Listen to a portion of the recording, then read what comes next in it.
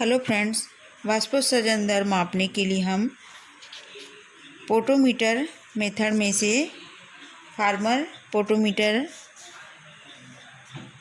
के सहायता से रेट ऑफ ट्रांसपीरेशन की गणना करेंगे। तो आइए देखते हैं फार्मर पोटोमीटर की सहायता से हम किस प्रकार रेट ऑफ ट्रांसपीरेशन प्रयोग को करेंगे। तो लेबोरेटरी में इस तरह से एक चौड़े मुंह वाला बॉटल जिसमें 3 जगह से छिद्र होगा और जिस पौधे का हमको रेट ऑफ ट्रांसपीरेशन ज्ञात करना है उस पौधे का स्टेम हम ले लेते हैं और उस स्टेम को इस ऑपरेटर्स में इस प्रकार हम सेट करते हैं जैसे कि पिक्चर में दिखाया गया है। तो आइए देखते हैं इस एक्सपेरिमेंट को किस तरह हम करेंगे। सेकंड हम इसमें देखेंगे फार्मर का पोटोमीटर। तो आइए देखते हैं हम measurement of transpiration by the farmer potometer.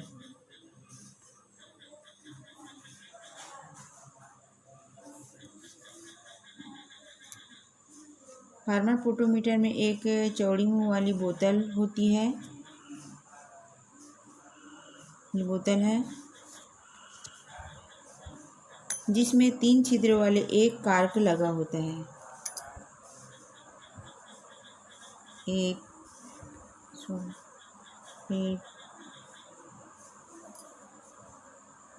2 3।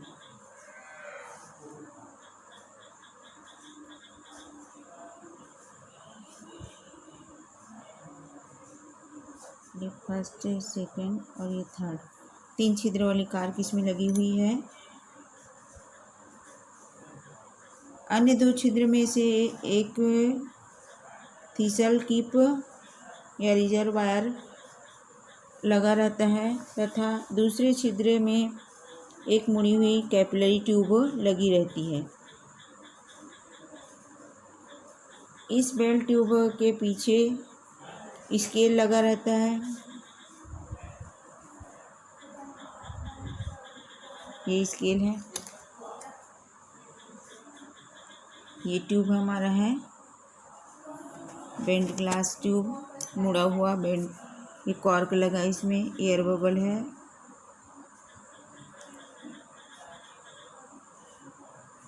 Water reserve है, यहाँ पर स्टॉपर लगा हुआ है, प्लांट जिसको हमको निकालना है।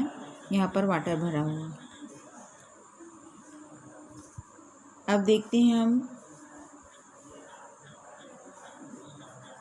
थीसल कीप के आधार पर एक स्टॉपर लगा रहता है। संपूर्ण उपकरण को जल से भर कर उसे प्रकाश में रख देते हैं। जल भरने से पहले जो बेल ट्यूब में हवा का एक बुलबुला एयर बबल, ये एयर बबल है, एयर बबल प्रविष्ट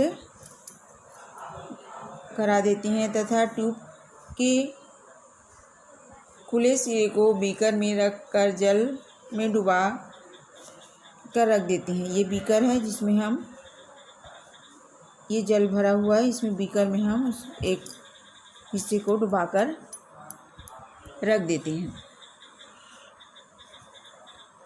कुछ समय के लिए हम इसे ऐसे ही छोड़ देते हैं। बेल्ट ट्यूब में प्रवेश बुलबुला जो आगे बढ़ने लगता है। बुलबुले के द्वारा चली गई दूरी को हम स्केल की सहायता से ज्ञात कर लेते हैं।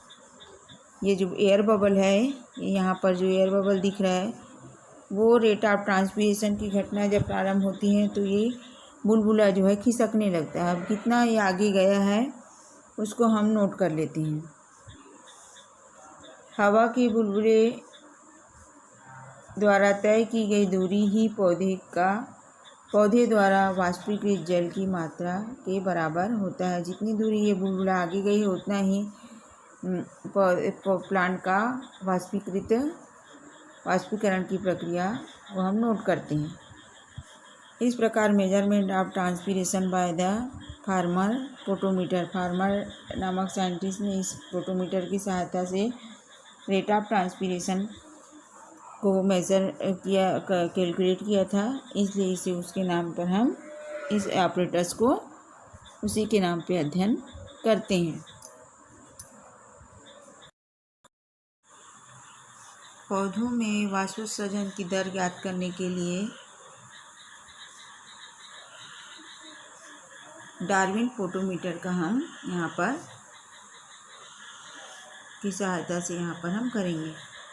तो पोटोमीटर कांच की निर्मित एक उपकरण है जिसकी सहायता से हम वाष्पोत्सर्जन की दर का मापन करते हैं, अर्थात पौधों के द्वारा एक इकाई समय में जल की वाष्पन के रूप में हुई हानि का हम मापन इसकी सहायता से हम करते हैं।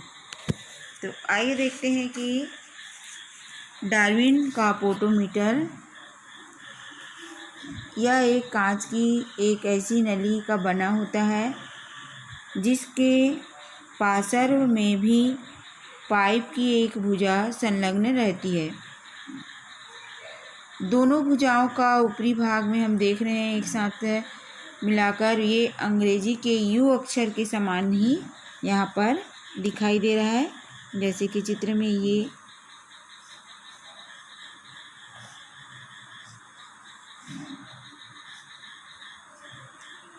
पार्श्व नलिका के ऊपरी सिरे में एक छिद्र जिस पर कार्क लगा हुआ है।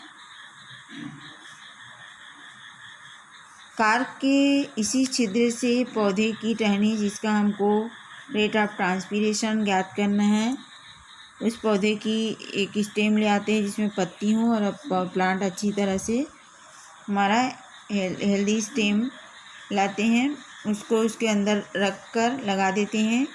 सीधी नलिका का ऊपरी भाग छिद्र रहित कार्क से बंद कर दिया जाता है, जबकि इस सीधी नलिका के निचले भाग में एक छिद्रयुक्त कार्क फिट होता है। कार्क के इस छिद्र में एक कैपिलरी ट्यूब लगा रहता है जिसका निचला सिरा स्वतंत्र सिरा बीकर में रखकर जल में डूबा रहता है। इस तरह से ये बीकर है जिसमें वाटर में डूबा हुआ एक पोर्शन उसका। केशिका नली में एक स्केल फिट है। उपकरण में वाटर भरकर उसमें टहनी लगा दी जाती है, जैसे कि चित्र में दिखाई दे रहा है। अब हम देखते हैं कि जो केशिका नली में वायु का बुलबुला प्रविष्ट कराकर निचले सिरे को बीकर में रखे हुए जल में डुबाकर रख देते हैं। उपकरण को प्रकाश में रखकर बुलबुले की जो स्टार्टिंग स्टेज है उसको हम नोट कर लेते हैं। 8 से 10 घंटे के लिए इसको ऐसे ही छोड़ देते हैं। उपकरण सेट करते समय उपकरण में वायुरोधी हो, इस बात का ध्यान रखते हैं। समय जब पूर्ण हो जाता है तब बुलबुले की स्थिति ज्ञात करके वाष्पोत्सर्जन की दर को हम नोट कर लेते हैं।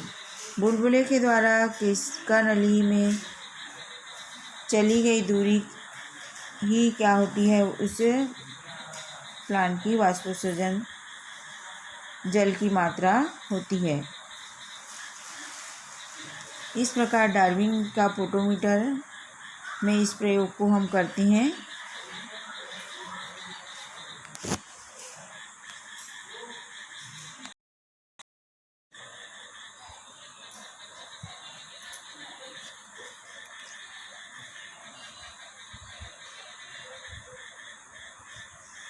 Comparison of transpiration from the two surface of a leaf. पत्ती की दोनों सतह में होने वाली वाष्पोत्सर्जन की तुलना हम इस प्रयोग के माध्यम से करेंगे। तो देखेंगे कि पत्ती की दोनों सतहों के द्वारा होने वाली वाष्पोत्सर्जन दर की तुलना का अध्ययन करने के लिए हम इस विधि का उपयोग करेंगे। इसमें देखेंगे, फर्स्ट देखेंगे कोबाल्ट क्लोराइड पेपर विधि। इस विधि के द्वारा वाष्पोत्सर्जन की दर का तुलनात्मक अध्ययन करने के लिए डॉर्सीवेंट्रल लीफ युक्त पौधे को सेलेक्ट करते हैं। इस विधि में जो वाष्पोत्सर्जन की दर की तुलना हेतु कोबाल्ट क्लोराइड पेपर, इसे अच्छी तरह से सुखाने के बाद दो गोलाकार या फिर आयताकार टुकड़े बना लेते हैं। कोबाल्ट क्लोराइड पेपर के इन टुकड़ों को हम क्रमशः पत्ती की ऊपर एवं निचली सतह पर लगाकर उसके ऊपर एक एक स्लाइड लगाकर या रबर बैंड या धागा की सहायता से अच्छी तरह से हम बांध देते हैं।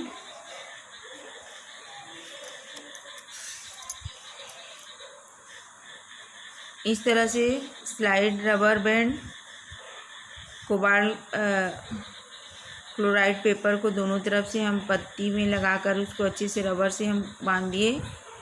ये प्लांट है, जिसका प्लांट का स्टेम, इसे हम एक्सपेरिमेंट कर रहे हैं।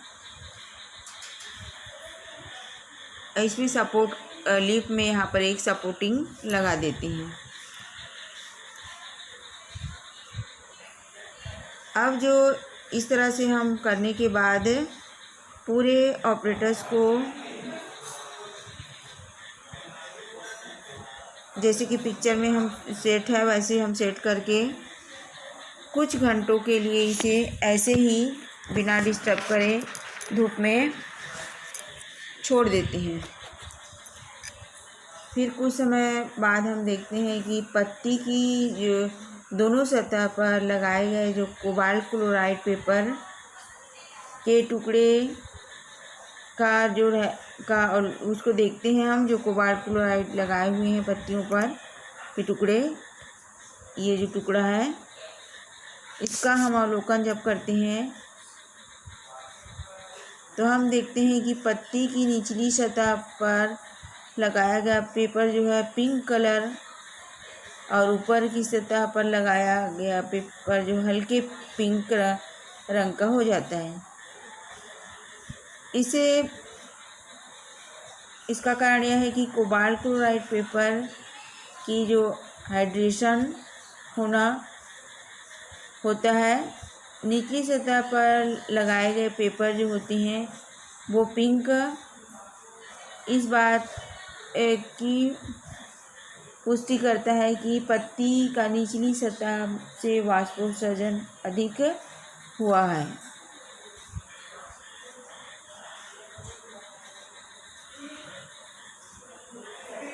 इस मेथड को हम कोबाल्ट क्लोराइड पेपर मेथड कहते हैं। इसकी सहायता से हम पत्तियों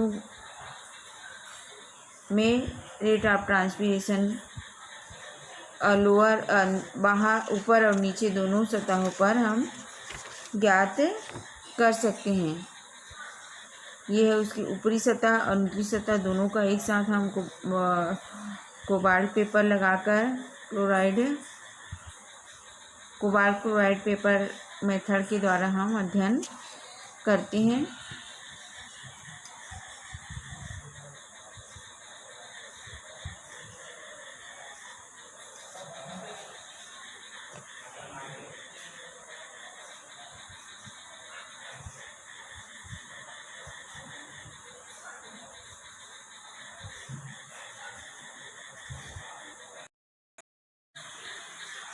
हम उसे इस तरह से सेट कर लेते हैं।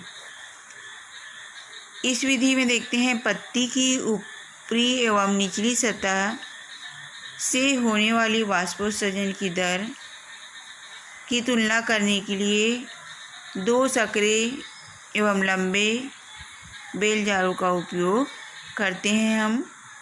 कांच का बना एक बोतल होता है। वाष्पोत्सर्जन की दर की तुलना करने के लिए सबसे पहले दोनों बेल जारों को हम इस तरह से स्टैंड में फिट करके इनके मध्य में गमले लगे पौधे, गमले में जो पूर्णतः हेल्दी पौधे जो अच्छे से वाटर को एब्जॉर्ब किया हुआ है, मध्य में गमले में लगे पौधे को एक पत्ती लगा दी जाती है। दोनों बेल जारों के अंदर एक छोटी टेस्ट ट्यूब में निर्जलित कोबाल्ट क्लोराइड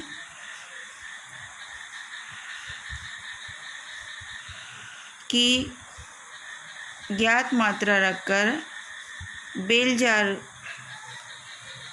के जो स्वतंत्र सिरे होते हैं उसमें 1-1 मैनोमीटर फिट कर देते हैं, जैसे कि चित्र में दिखाया गया है। पूरे उपकरण को वायुरोधक कर देते हैं और इसे 8 से 10 घंटे के लिए ऐसे ही छोड़ देते हैं। फिर हम देखते हैं 8 से 10 घंटे बाद हम इसका अवलोकन करते हैं। आप देखते हैं कि बेल जार में रखे टेस्ट ट्यूब के अंदर जो उपस्थित कोबाल्ट क्लोराइड का जो भार तौल लिया जाता है। पूर्व एवं बाद में लिए गए भारों की तुलना करने के बाद इसे ज्ञात होता है कि नीचे वाले बेल जार में रखे कोबाल्ट क्लोराइड के ऊपर में अधिक वृद्धि होती है। इसका मुख्य कारण पत्ती की निचली सतह से अधिक मात्रा में वाष्पोत्सर्जन जल का कोबाल्ट क्लोराइड के द्वारा अवशोषित होना होता है। इस प्रकार इस प्रयोग से सिद्ध होता है कि पत्ती की निचली सतह से वाष्पोत्सर्जन अधिक होता है। से बेल जार विधि के द्वारा हम रेट ऑफ ट्रांसपीरेशन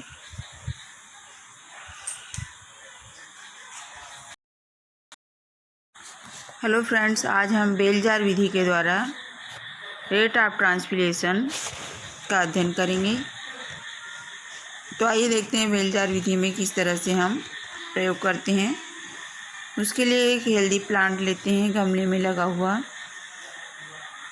जो पूर्णतः स्वस्थ हो और अच्छे से वाटर एब्जॉर्ब किया हुआ हो। कांच की एक बोतल होती है, इसमें ऊपर की ओर कार्क लगा हुआ छिद्र वाला बोतल होता है। लोहे के स्टैंड से उसको हम कस देते हैं, इसे हम बेल जार कहते हैं। कोबाल्ट क्लोराइड होता है, ये बेल जार है और उसमें एक मैनोमीटर स्केल लगा होता है, ये स्टैंड है। आइए देखते हैं, हम इस एक्सपेरिमेंट को करके देखेंगे। चित्र के अनुसार हम प्रयोगशाला में इसी तरह से हम स्टैंड से गमले में लगा हुआ प्लांट को लेकर बेल जार कांच की बरनी पर रखकर हम उसे इस तरह से सेट कर लेते हैं। इस विधि में देखते हैं पत्ती की ऊपरी एवं निचली सतह से होने वाली वाष्पोत्सर्जन की दर की तुलना करने के लिए 2 संकरे एवं लंबे बेल जारों का उपयोग करते हैं हम। कांच का बना एक बोतल होता है। वाष्पोत्सर्जन की दर की तुलना करने के लिए सबसे पहले दोनों बेल जारों को हम इस तरह से स्टैंड में फिट करके इनके मध्य में गमले लगे पौधे, गमले में जो पूर्णतः हेल्दी पौधे जो अच्छे से वाटर को एब्जॉर्ब किया हुआ है, मध्य में गमले में लगे पौधे को एक पत्ती लगा दी जाती है। दोनों बेल जारों के अंदर एक छोटी टेस्ट ट्यूब में निर्जलित कोबाल्ट क्लोराइड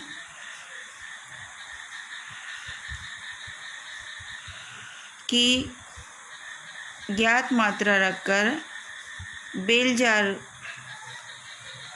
के जो स्वतंत्र सिरे होते हैं उसमें 1-1 मैनोमीटर फिट कर देते हैं, जैसे कि चित्र में दिखाया गया है।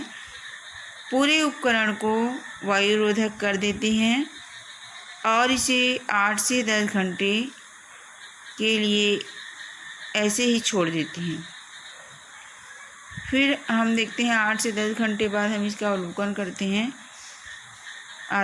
देखते हैं कि बेल जार में रखे टेस्ट ट्यूब के अंदर जो उपस्थित कोबाल्ट क्लोराइड का जो भार तौल लिया जाता है।